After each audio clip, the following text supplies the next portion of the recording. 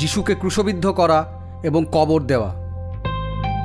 মথি 27, mark 15, look 23 ও যোহন 19।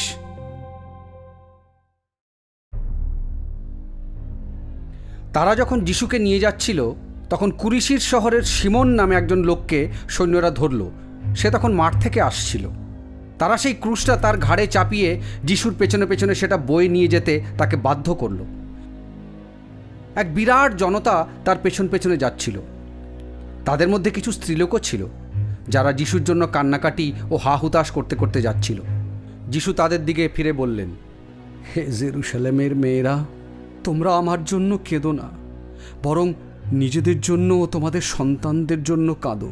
কারণ এমন দিন আসছে যখন লোকে বলবে, বন্ধ্যা স্ত্রীলোকেরাই ধন্য, আর ধন্য সেই সব গর্ভ যা কখনো সন্তান প্রসব করেনি, ধন্য সেই সব স্তন যা কখনো শিশুদের দুগ্ধ পান করায়নি।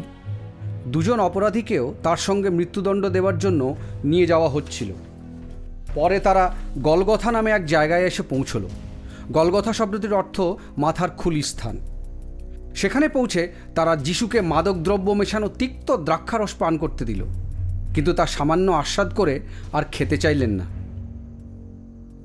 সেখানে ওই দুজন অপরাধীর সঙ্গে তারা যিশুকে ক্রুশে বিদ্ধ করল। তারা একজনকে তার বাঁ দিকে আর অন্যজনকে তার ডান দিকে ক্রুশে টাঙিয়ে দিল। যিশু বললেন, পিতা, এদের ক্ষমা করো, কারণ এরা যে কি করছে তা জানে না। তারা পাশার ঘুঁটি চেলে গুলিমাট করে নিজেদের মাঝে তার পোশাকগুলি ভাগ করে নিল। যিশুকে ক্রুশে দিয়ে সেনারা যিশুর সমস্ত পোশাক নিয়ে 4 ভাগে ভাগ করে প্রত্যেকে এক এক ভাগ নিল, আর তার উপরের লম্বা পোশাকটিও নিল। এটি তো কোনো সেলাই ছিল না, ওপর থেকে নিচে পর্যন্ত সমস্তটাই বোনা। তাই তারা নিজেদের মধ্যে বলাবলি করল, এটাকে আর ছিঁড়ব না, আমরা বরং ঘুঁটি চেলে দেখি কে ওটা পায়। শাস্ত্রের এই বাণী এইভাবে ফলে গেল, তারা নিজেদের মধ্যে আমার পোশাক ভাগ করে নিল আর আমার পোশাকের জন্য ঘুঁটি চালল। সকাল 9টার সময় তারা তাকে ক্রুশে দিল। পিলাত যিশুর মাথার দিকে ক্রুশের ওপর একটি ফলক টাঙিয়ে দিলেন। সেই ফলকে লেখা ছিল, নাসরতীয় যিশু, ইহুদিদের রাজা। তখন অনেক ইহুদি সেই ফলকটি পড়ল, কারণ যিশুকে যেখানে ক্রুশে দেওয়া হয়েছিল তা নগরের কাছেই ছিল, আর সেই ফলকের লেখাটি ইহুদিদের ভাষা, গ্রিক ও ল্যাটিন ভাষায় ছিল। ইহুদিদের প্রধান যাজকেরা পিলাতকে বললেন, ইহুদিদের রাজা লিখো না, তার পরিবর্তে লেখো, এই লোক বলেছিল আমি ইহুদিদের রাজা। পিলাত বললেন, আমি যা লিখেছি তা লিখেছি। লোকেরা সেই পথ দিয়ে যেতে যেতে যিশুর নিন্দা করতে লাগলো। তারা মাথা নেড়ে বলল, ওহে, তুমি না মন্দির ভেঙে ফেলে 3 দিনের মধ্যে তা আবার গেঁথে তোলো?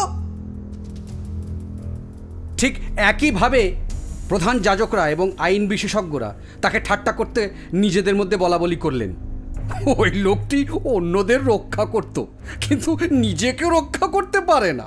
খ্রিস্ট, ওই ইসরায়েলের রাজা, এখন ক্রুশ থেকে নেমে আসুক, তাহলে আমরা বিশ্বাস করব। তার সঙ্গে যারা ক্রুশে বিদ্ধ হয়েছিল তারাও তাকে ঠাট্টা করতে লাগলো। তার দুপাশে যারা ক্রুশের ওপর ঝুলছিল তাদের মধ্যে একজন তাকে বিদ্রূপ করে বলল, তুমি না খ্রিস্ট, আমাদেরকে ও নিজেকে বাঁচাও দেখি। কিন্তু অন্যজন তাকে ধমক দিয়ে বলল, তুমি কি ঈশ্বরকে ভয় করো না? তুমি তো একই রকম শাস্তি পাচ্ছ। আমরা যে শাস্তি পাচ্ছি তা ন্যায়সঙ্গত, কারণ আমরা যা করেছি তার যোগ্য শাস্তিই পাচ্ছি, কিন্তু ইনি তো কোনো অন্যায় করেননি। এরপর সে বলল, যিশু, আপনি যখন আপনার রাজ্যে আসবেন তখন আমার কথা মনে রাখবেন। যিশু তাকে বললেন, আমি তোমায় সত্যি বলছি, তুমি আজকেই আমার সঙ্গে স্বর্গে উপস্থিত হবে। যিশুর ক্রুশের কাছে তার মা, মাসিমা, ক্লোপার স্ত্রী মরিয়ম ও মরিয়া মাগদালিনা দাঁড়িয়েছিলেন। যিশু তার মাকে সেখানে দাঁড়িয়ে থাকতে দেখলেন, আর যে শিষ্যকে তিনি ভালোবাসতেন দেখলেন তিনিও সেখানে দাঁড়িয়ে আছেন। তিনি তার মাকে বললেন, হে নারী, ওই দেখো তোমার ছেলে। তারপর তিনি তার সেই শিষ্যকে বললেন, ওই দেখো তোমার মা। আর তখন তার মাকে সেই শিষ্য নিজের বাড়িতে রাখার জন্য নিয়ে গেলেন। এরপর যিশু বুঝলেন যে সব কিছু এখন সম্পন্ন হয়েছে, শাস্ত্রের সকল বাণী যেন সফল হয়, তাই তিনি বললেন, আমার পিপাসা পেয়েছে।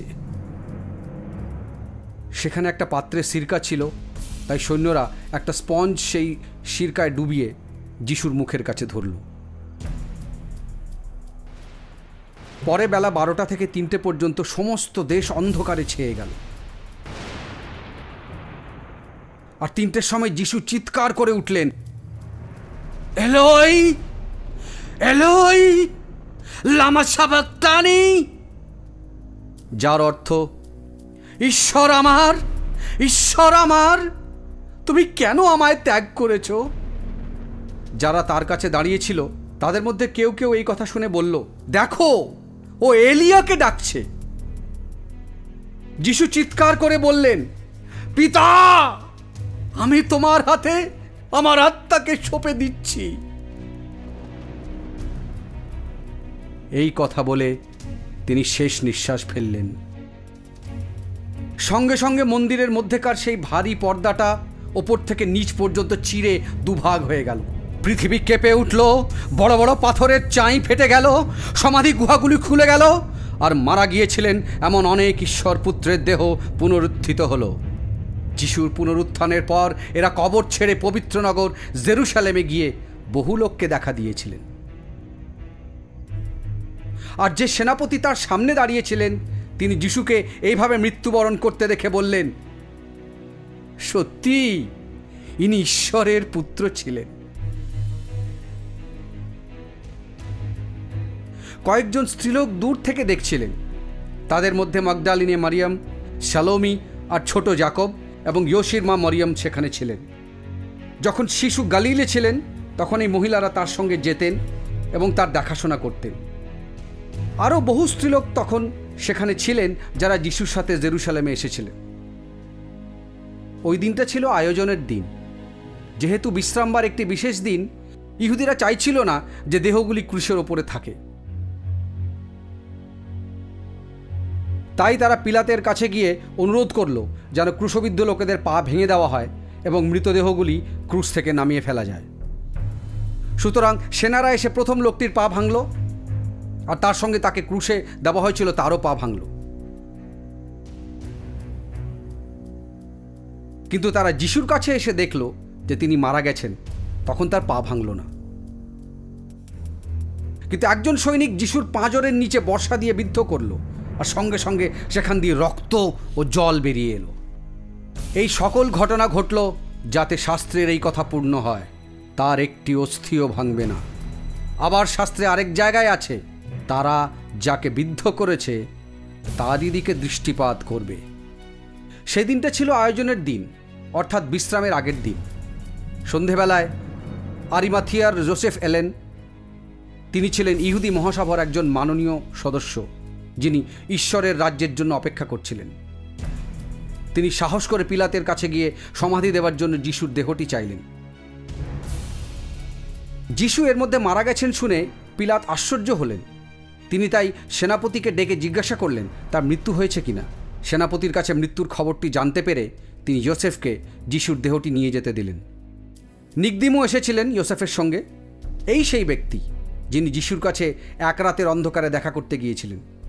নিকদিম আনুমানিক 30 কিলোগ্রাম গন্ধ নির্যাস মেশানো অগরুর প্রলেপ নিয়ে এলেন। এরপর ইহুদিদের কবর দেওয়ার রীতি অনুসারে যিশুর দেহে সেই প্রলেপ মাখিয়ে তারা তা মসিনার কাপড় দিয়ে জড়ালেন। যিশু যেখানে ক্রুশবিদ্ধ হয়েছিলেন তার কাছে একটি বাগান ছিল। সেই বাগানে একটি নতুন কবর ছিল, সেখানে আগে কাউকে কখনো কবর দেওয়া হয়নি। এই কবরটি নিকটেই ছিল। যিশুর দেহ তারা এই কবরের মধ্যে রাখলেন, কারণ ইহুদিদের বিশ্রামের দিনটি শুরু হতে চলেছিল। যিশুকে যেখানে সমাধি দেওয়া হলো সেই স্থানটি মরিয়াম মগদালিনী ও যোশির মা মরিয়াম দেখলেন। যে স্ত্রীলোকেরা যিশুর সঙ্গে সঙ্গে গালিল থেকে এসেছিলেন তারা যোসেফের সঙ্গে গেলেন, আর সেই সমাধিটি ও তার মধ্যে কিভাবে যিশুর দেহ শায়িত রাখা হলো তা দেখলেন। এরপর তারা বাড়ি ফিরে গিয়ে বিশেষ এক ধরনের সুগন্ধি তেল ও মশলা তৈরি করলেন। বিশ্রামবারে তারা বিধি ব্যবস্থা অনুসারে কাজকর্ম বন্ধ রাখলেন। পরের দিন যখন শুক্রবার শেষ হলো, অর্থাৎ প্রস্তুতি পর্বের পরের দিন, প্রধান যাজকরা ও ফরিসিয়া গিয়ে পিলাতের সঙ্গে দেখা করলেন। তারা বললেন, হুজুর, আমাদের মনে পড়ছে সেই প্রতারক তার জীবনকালে বলেছিল, আমি 3 দিন পরে মৃত্যু থেকে পুনরুত্থিত হব। তাই আপনি হুকুম দিন যেন 3 দিন কবরটা পাহারা দেওয়া হয়।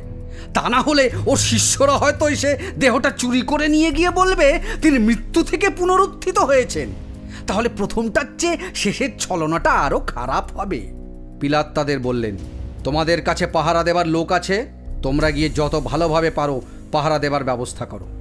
তখন তারা সকলে গিয়ে কবরের মুখের সেই পাথর রাশির ওপর সিলমোহর করল ও সেখানে একদল প্রহরী মোতায়েন করে সমাধিটি সুরক্ষিত রাখার ব্যবস্থা করল।